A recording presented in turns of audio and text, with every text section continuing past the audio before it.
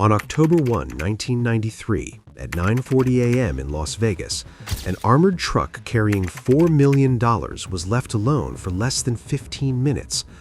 No alarms went off, no weapons were drawn, no one was attacked, and yet that truck was never seen again. This wasn't a robbery planned with guns or masks. It was planned with trust. A 21-year-old woman, a routine delivery, and a system that believed its own rules were enough. One quiet decision inside an armored truck would turn into a 15-year manhunt, embarrass the FBI, and prove that the most secure systems don't fail because of force, they fail because of people. Heather's life did not begin with ambition or criminal intent.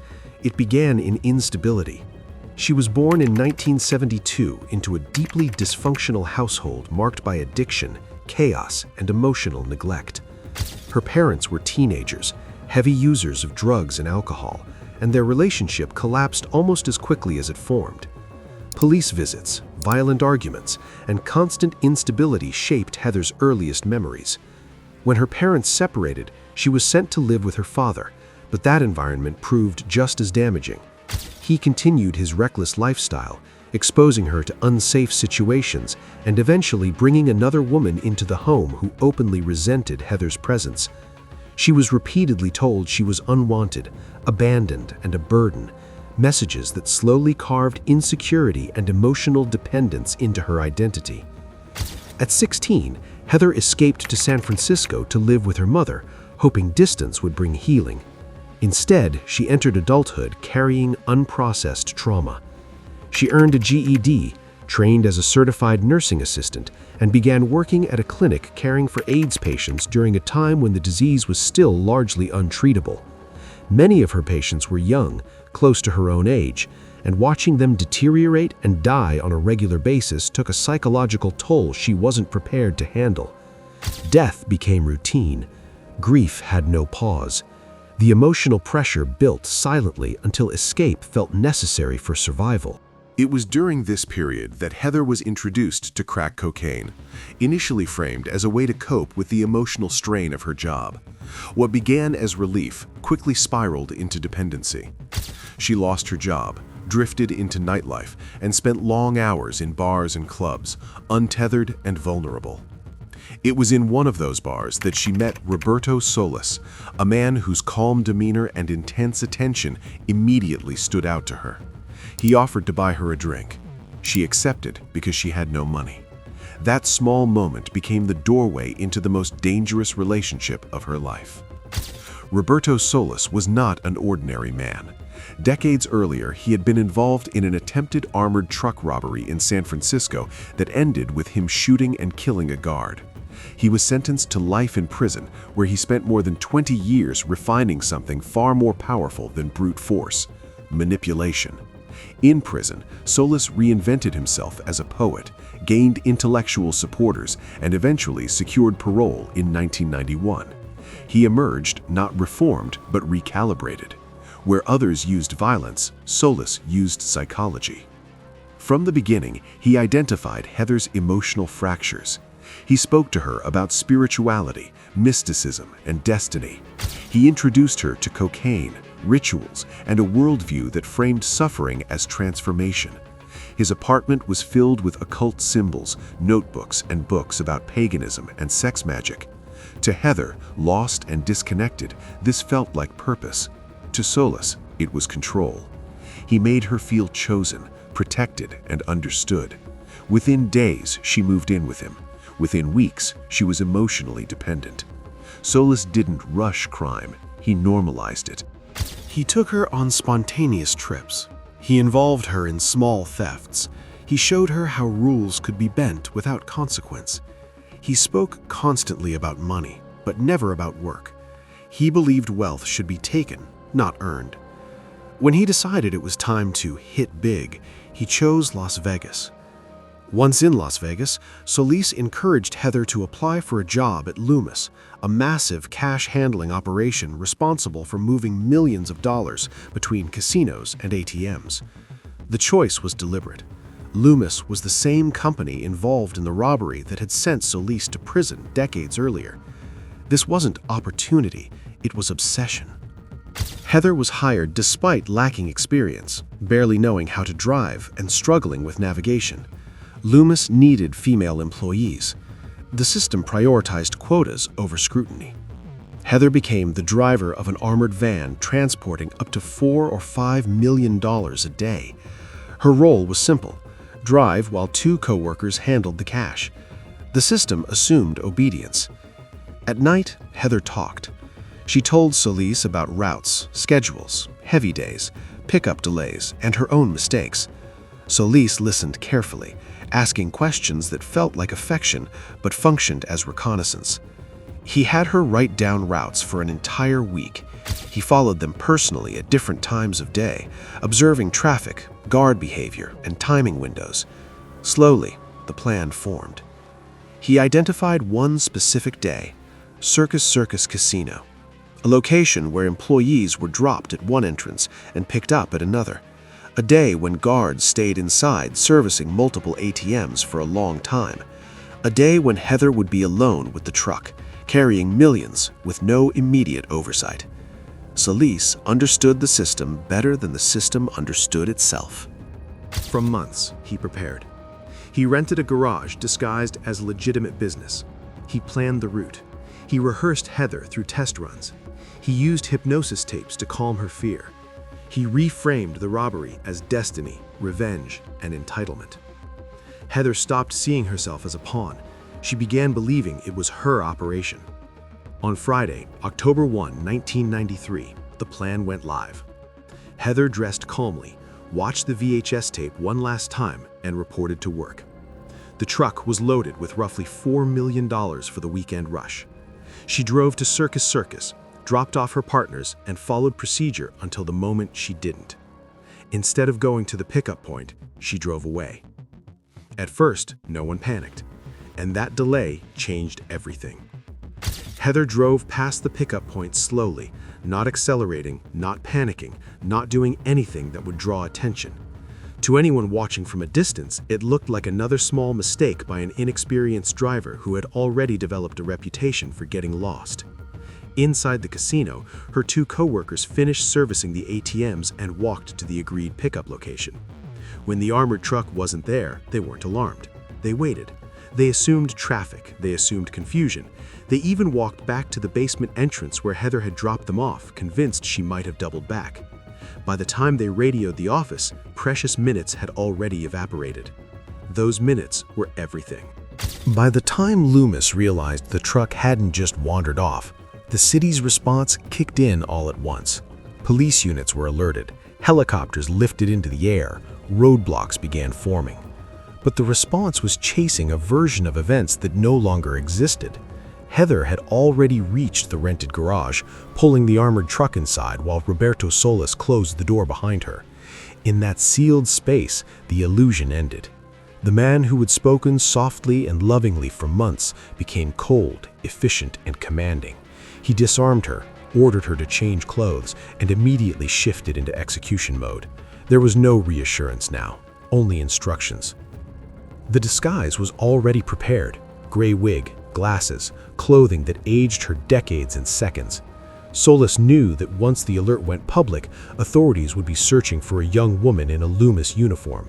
Instead, Heather would leave the garage as an elderly woman in a wheelchair, invisible in plain sight. While helicopters scanned highways and police flooded casino districts, the money was being removed, vacuum-sealed bricks stacked like construction material, boxed quickly and methodically. Every second mattered, every movement was rehearsed. When they left the garage, they didn't look like fugitives, they looked like errands. Solis drove while Heather stayed hidden low in the car, barely breathing as sirens echoed across the city. They stopped at a post office. Boxes were mailed to prearranged locations, breaking the money into pieces that would be impossible to trace quickly. The cash no longer existed as a single crime scene. It was now scattered across systems that didn't talk to each other. From there, they went straight to the airport, where a private jet Solis had chartered days earlier was already waiting. By the time law enforcement fully understood what had happened, the plane was climbing into the sky. That same day, the case crossed a threshold. What had begun as a local theft became a federal crime, triggering the involvement of the Federal Bureau of Investigation. Agents moved fast, but speed doesn't undo fragmentation. They tore through Heather's apartment, finding ritual objects, travel books, and a single Loomis shirt hanging alone in a closet. It looked staged, misdirection, a performance designed to confuse. And it worked. Investigators chased symbolism while the real evidence was already gone. Within days, Heather's face was everywhere. News broadcasts, wanted posters, national alerts. Tips flooded in, most of them useless. The FBI traced the private jet, confirmed the wheelchair disguise, and followed the trail through Denver, St. Louis, New Orleans, and Miami. But the couple didn't stay long anywhere. Trains replaced planes, taxis replaced rentals. Every move was designed to stay just ahead of consolidation, where information finally begins to sharpen. Inside that chaos, something else was happening quietly. Heather was changing. As the days turned into weeks, the adrenaline faded and fear took its place. She realized how visible she had become, how exposed her face was to the entire country. Solis remained calm, almost detached, treating the manhunt as an intellectual challenge rather than a crisis. He reassured her constantly, even as he tightened control. He limited where she went, who she spoke to, when she moved. Protection and confinement blurred into the same thing. When they finally reached the Caribbean, the pressure eased slightly. Sun, distance, new routines. But the emotional reality worsened.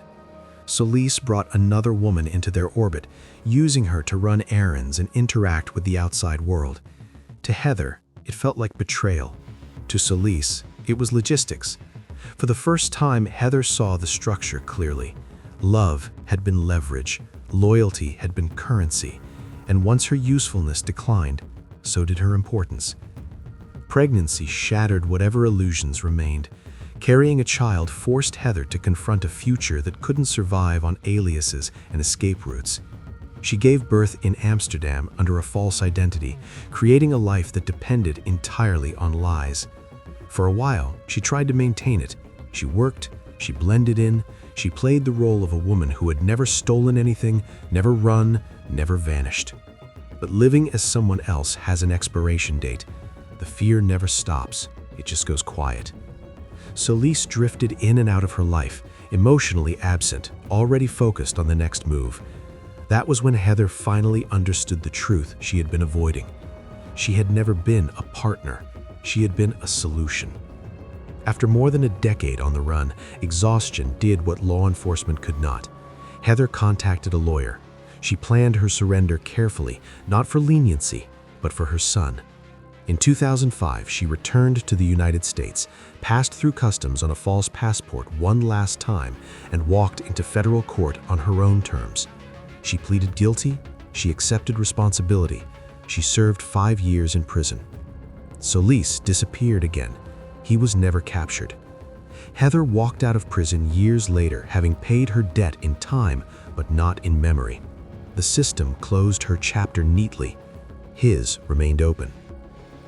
I'll pause here before the final phase, the long aftermath, what this case changed, and why law enforcement quietly learned from it. After Heather surrendered, the case finally slowed down in a way it never had before.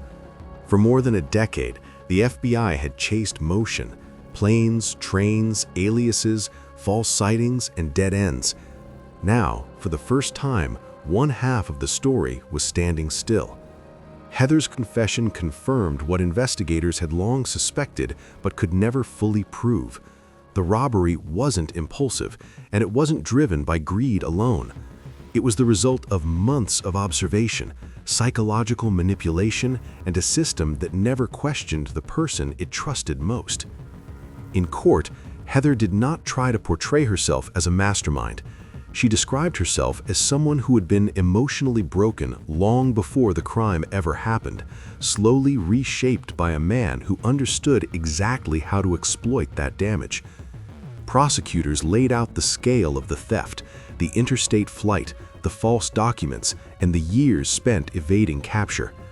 On paper, the sentence could have been devastating, decades in prison, but her voluntary surrender, full cooperation, and willingness to testify against a man still at large changed the outcome. She was sentenced to 5 years. It was punishment, but it was also an ending. When Heather was released in 2010, she stepped into a world that barely remembered the crime that had once dominated headlines. 15 years had passed since the armored truck vanished from Las Vegas. Casinos had upgraded systems, Loomis had rewritten procedures, law enforcement had adjusted protocols for insider threats. The system had adapted, quietly, without ever admitting how badly it had failed. Roberto Solis never reappeared. Despite confirmed fingerprints, a detailed criminal history, and an international manhunt, he slipped into the background of history. Investigators believed he continued moving through countries with weak extradition treaties, living off portions of the stolen money that had never been recovered. The same patience and detachment that allowed him to plan the robbery allowed him to survive afterward. He didn't seek attention. He didn't chase notoriety. He simply disappeared into the gaps between systems. And that, more than anything, is what makes this story unsettling. The robbery didn't succeed because of advanced technology or genius-level planning. It succeeded because of assumptions. Loomis assumed its employees would follow routine. Supervisors assumed procedures were safeguards. Law enforcement assumed time would close the net. Every one of those assumptions was wrong. The system wasn't broken into, it was trusted into collapse. Heather's story ends with accountability, reflection, and consequence. Solis's story ends in uncertainty. That imbalance is the final irony. The person who stopped running paid the price. The person who never slowed down was never caught. In the end, this wasn't just a heist. It was a demonstration of how modern systems fail when they confuse routine with security and obedience with loyalty. Steel doors, armored trucks, cameras, and protocols all worked exactly as designed. What no system accounted for was the quiet moment when the person behind the wheel decided not to come back. That single decision echoed for 15 years.